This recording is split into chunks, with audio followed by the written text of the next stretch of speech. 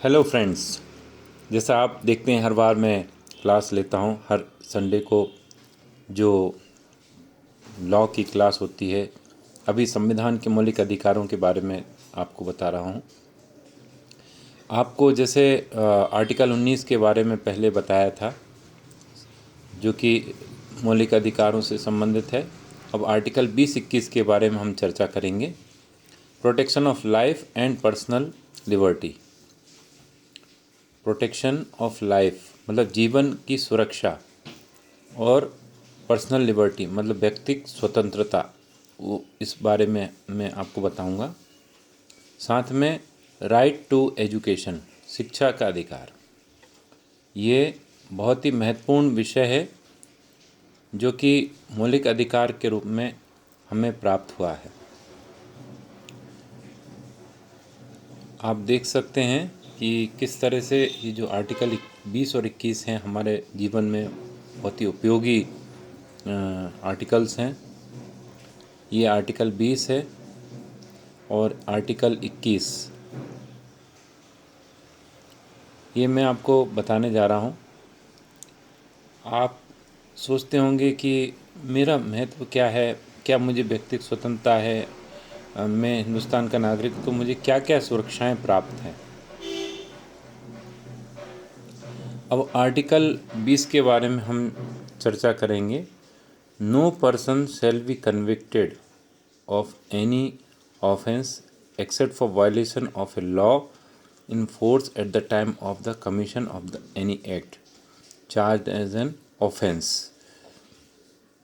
बात यह है कि जो हम किसी प्रकार का वायलेशन करते हैं, कानून तोड़ते हैं, तो उस पर ये आधारित है।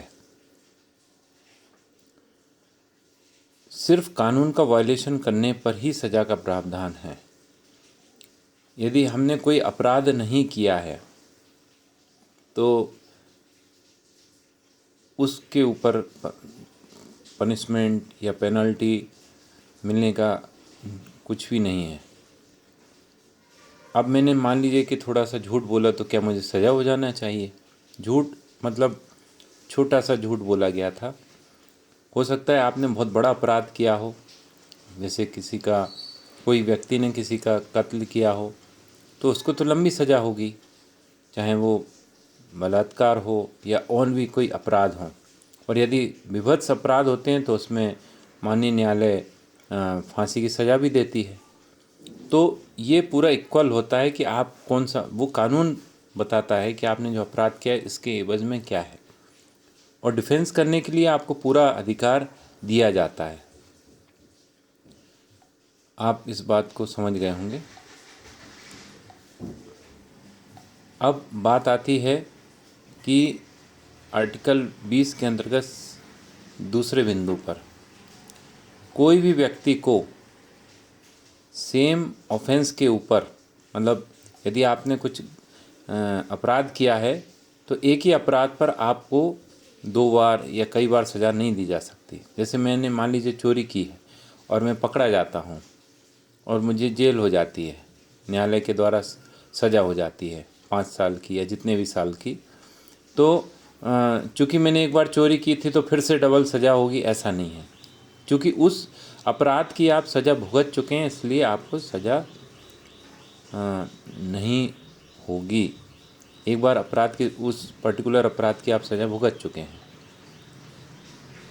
आप समझ गए होंगे।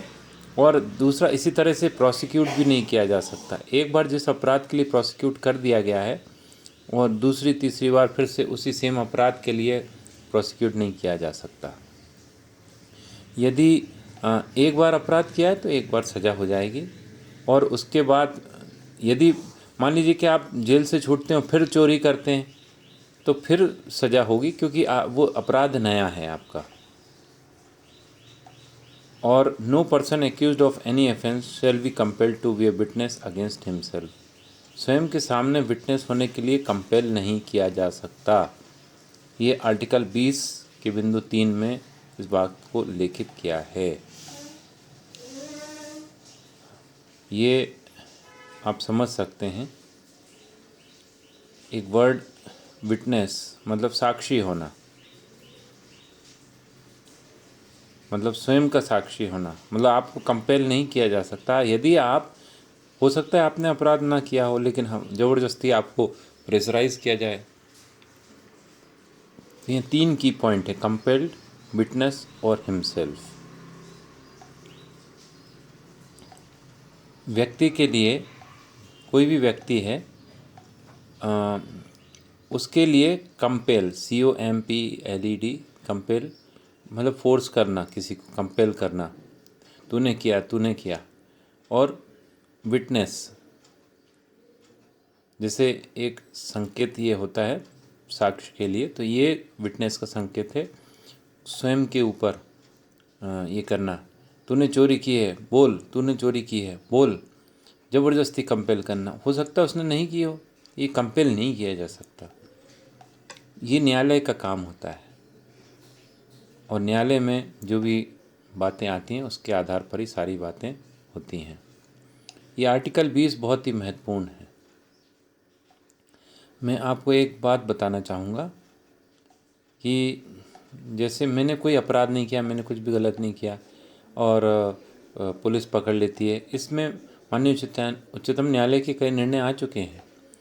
जैसे सार्वजनिक रूप से हथकड़ी लगाने का जो प्रावधान है, मान लीजिए कि कोई अपराध ऐसा नहीं है जो बहुत गंभीर था और हथकड़ी लगाई जाती है, तो उस पर माननीय उच्चतम न्यायालय ने सख्त नियम बनाए हैं। मैं आपको बताना चाहूँगा, विशाल भारती जो मूक बधिर हैं, वो हमारे ज्ञान इंडिया चैनल के सारे वीडियोस को सब्सक्राइब करते हैं, लाइक कर रहे हैं, वो कह रहे हैं कि मुझे बहुत अच्छा लग रहा है ये सब सीखना। मुझे क्वेश्चन है कि क्या मूक बधिरों को वाहन चलाने का लाइसेंस मिल सकता है। अब ये क्वेश्चन जो ड्राइविंग लाइसेंस का है मूक बधिर लोगों के लिए, चाहे अन्य तरह के दिव्यांगों की भी बात की जा सकती है। मैं आपको बताना चाहूँगा कि दिल्ली में राष्ट्रीय बधिर संघ, नेशनल डेफ एसोसिएशन ने माननीय उच्च न्यायालय में याचिका लगाई थी, जो कि निराकृत भी हुई। उसमें भी इस बात का उल्लेख हुआ। केरला में भी इस तरह का सुनने में आया था, शायद याचिका लगाई है। मुंबई में, बॉम्बे में भी इस तरह का बहुत सी जगह इसको लेके याचिकाएं लगी हैं। लेकिन जो पूरे इंडिया के यदि हम नियम और कानून की बात करें, तो उसमें पार्शली डेफ जो है, आंशिक बधिर, उनको लाइसेंस देने की बात तो कही गई है। मैं 3-4 वर्ष पहले उड़ीसा गया था, तो वहाँ पर मूक बधिरों को लाइसेंस दिए जा रहे हैं।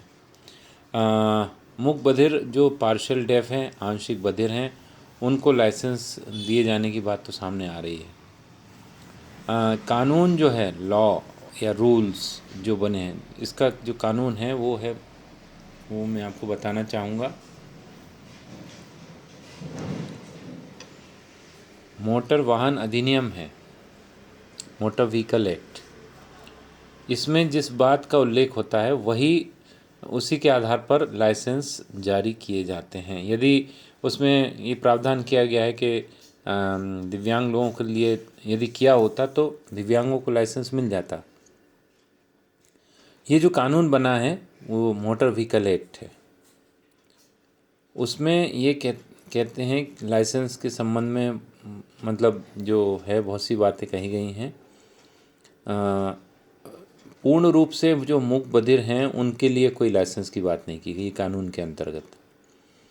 दूसरी बात यह है, जैसे उड़ीसा में जो हुआ, उसमें जो प्रशासनिक अधिकारी थे उन्होंने थोड़ा सा संवेदनशीलता से निर्णय लिया कि देना चाहिए, वो हो गया। लेकिन अभी बात यह है कि आपको, हमको सबको दिखाना पड़ेगा कि हम सब कुछ कर सकते हैं। साइड मिरर से देख सकते हैं, वाहन चलाते समय जैसे L टंगा होता है लर्निंग लाइसेंस के लिए, इसी तरह से D एक संकेत चिन्ह हम बना के लगा सकते हैं अपने वाहन के ऊपर। और ये बात यदि हम शासन को समझाएं, हो सकता है सरकार समझ सकती है। आप सब लोगों को कोशिश करनी होगी। सरकार को थोड़ी सी डाउट है कि हो सकता है कि आप सुन बोल नहीं पाते, एक्सीडेंट हो जाए आपका। इसलिए जो जितने भी संघ हैं दिव्यांग जनों से संबंधित, वो जाएं, शासन को रिप्रेजेंटेशन दें, न्यायालय में याचिका लगाएं, और ये भी बताएं कि हम ये गाड़ी चला सकते हैं, सब कुछ कर सकते हैं। सरकार हो सकता है कन्विंस हो जाए और आप सभी को लाइसेंस दे। फिर ये प्रमोद पटेल जी कह रहे हैं कि I am doing learn in YouTube watching,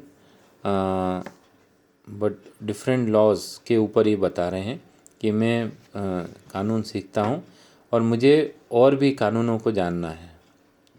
तो जैसे कॉन्स्टिट्यूशन की मैं क्लास ले रहा हूँ, मैं आपको बताना चाहूँगा यस, हम और भी जो भी कानून की जैसे डिमांड आएगी, हम सारे अलग अलग प्रकार के कानूनों पर चर्चा करेंगे, आपको बताएंगे, पढ़ाएंगे। और कानून सीखना, कानून के बारे में जानना एक सशक्तिकरण है। अब हम आर्टिकल 21 की बात करेंगे। बहुत ही महत्वपूर्ण है, बहुत ही महत्वपूर्ण है। लाइफ से संबंधित, जीवन से जुड़ा हुआ आर्टिकल है ये, हर व्यक्ति के जीवन से जुड़ा हुआ। मैं भारत का नागरिक हूँ, मैं खुश नहीं हूँ, गवर्नमेंट ने मुझे नहीं दिया, ऐसा सोचते हैं हम लोग।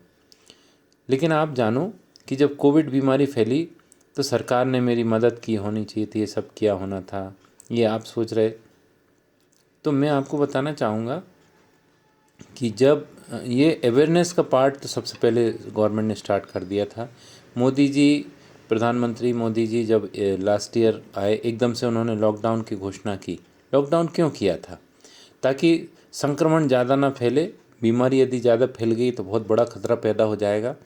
तो पूरे देश भर में लॉकडाउन लगाया गया और लॉकडाउन लगाने के बाद ट्रीटमेंट वाला पार्ट पे भी सरकार ने वर्क किया और वैक्सीन के लिए भी काम किया सरकार ने, और अभी लगातार वैक्सीन का हो ही रहा है। अब जैसे पानी स्वच्छ जल मिशन भारत सरकार चला रही है, वो भी हो रहा है। इसी तरह से मतलब जो जीवन से संबंधित सारी महत्वपूर्ण चीज़ें हैं, चाहे वो आवास हो, चाहे भोजन हो, वो सारी चीज़ें तो हैं ही, लेकिन एक शिक्षा, एजुकेशन, ये जीवन को सुधारता है। तो इसमें ये चीज़ है कि कोई भी व्यक्ति को उसका जीवन, उसका व्यक्तिगत स्वतंत्रता को डिप्राइव नहीं किया जा सकता। हमें अच्छा जीवन देना ही राज्य का विषय है। और आर्टिकल 21 ये कहता है, the state shall provide free and compulsory education to all children of the age of 6 to 14 years as the manner prescribed by the state. मैं आपको बताना चाहूँगा कि जो आर्टिकल 21A है, जो स्टेट ने जोड़ा है संविधान में संशोधन करके, इसमें कुछ शब्द बहुत महत्वपूर्ण हैं। स्टेट, स्टेट मतलब राज्य, मतलब शासन। भारत शासन हो सकता है, राज्य शासन हो सकता है। फिर इसी के अंतर्गत कुछ शब्द हैं आर्टिकल 21A में। आर्टिकल 21A में provide free and compulsory education. शासन जो है, प्रोवाइड ये संकेत है, प्रोवाइड मतलब प्रदाय करना, फ्री मतलब निशुल्क, कंपल्सरी मतलब अनिवार्य, अनिवार्य शिक्षा। शिक्षा क्यों अनिवार्य? सरकार पूरे हिंदुस्तान के बच्चों के लिए शिक्षा के लिए कटिबद्ध है। अच्छी शिक्षा होगी तो वह निशुल्क होगी और कंपल्सरी होगी। नहीं, मुझे नहीं पढ़ना, मैं जा रहा हूँ, मैं जा रहा हूँ, नहीं, ऐसा नहीं चलेगा। शासन सर्व शिक्षा अभियान में सर्वेक्षण होता है और पूरे हिंदुस्तान भर में सर्वेक्षण के बाद सबको अनिवार्य किया गया है शिक्षा देना। हम उससे निजात नहीं पा सकते, हमें पढ़ना ही होगा। और यही बात कही गई है। ऑल। और उम्र क्या है? उम्र 6 से 14 वर्ष। उम्र 6 से 14 वर्ष।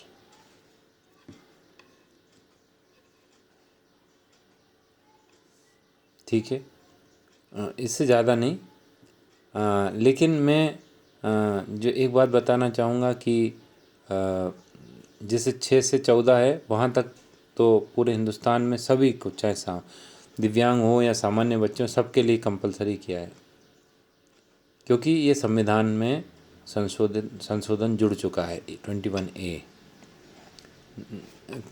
लेकिन संविधान का जो मौलिक अधिकार या संविधान की चीज़ें होती हैं वो शासन को माननी ही पड़ती हैं, कटिबद्ध होना पड़ता है। सभी, चाहे दिव्यांग हो या सामान्य, सबके लिए फ्री एंड कंपलसरी एजुकेशन है। अब मैं आपको बताना चाहूँगा फ्री मतलब कम फ्री और कंपलसरी महत्वपूर्ण बात क्या है। जो भी आप जहाँ भी पढ़ना चाहते हैं वो आपके लिए होगा। अब नया दिव्यांग अधिकार अधिनियम 2016 में आया है, आपको मालूम है। उसमें ये कहा गया है कि 6 से 18 वर्ष उम्र बढ़ाई गई है। शासन सोचती है दिव्यांग लोगों की शिक्षा और महत्वपूर्ण है, तो इसलिए उसका एज ग्रुप बढ़ा दिया गया है। मैं आप सब लोगों को कहना चाहूँगा, सभी दिव्यांगजनों को, पढ़ो पढ़ो और खूब आगे बढ़ो, बंधे मत रहो। पढ़ना ज़रूरी है, तभी जीवन में प्रोग्रेस होगी, और प्रोग्रेस तभी होगी जब आप पढ़ेंगे। आपको बहुत बहुत धन्यवाद। आप जो ये मेरी क्लासेस को अटेंड कर रहे हैं ज्ञान इंडिया चैनल पर। यदि आपके मन में और भी विचार हैं तो आप कमेंट्स में डाल सकते हैं। और दूसरी बात, कोई भी क्वेश्चंस हैं या कुछ भी है, आप हमें फॉलो कर सकते हैं ज्ञान इंडिया चैनल पर, और मैं आपको हमेशा बताता रहूँगा। सारे दिव्यांगजनों के लिए यही बात कि कानून की ये जो क्लास है ये ज़रूर अटेंड करें। लॉ का ज्ञान एक जो सीरीज़ है, हर संडे को यूट्यूब चैनल पर, ज्ञान इंडिया चैनल पर 5 बजे हमेशा मिलते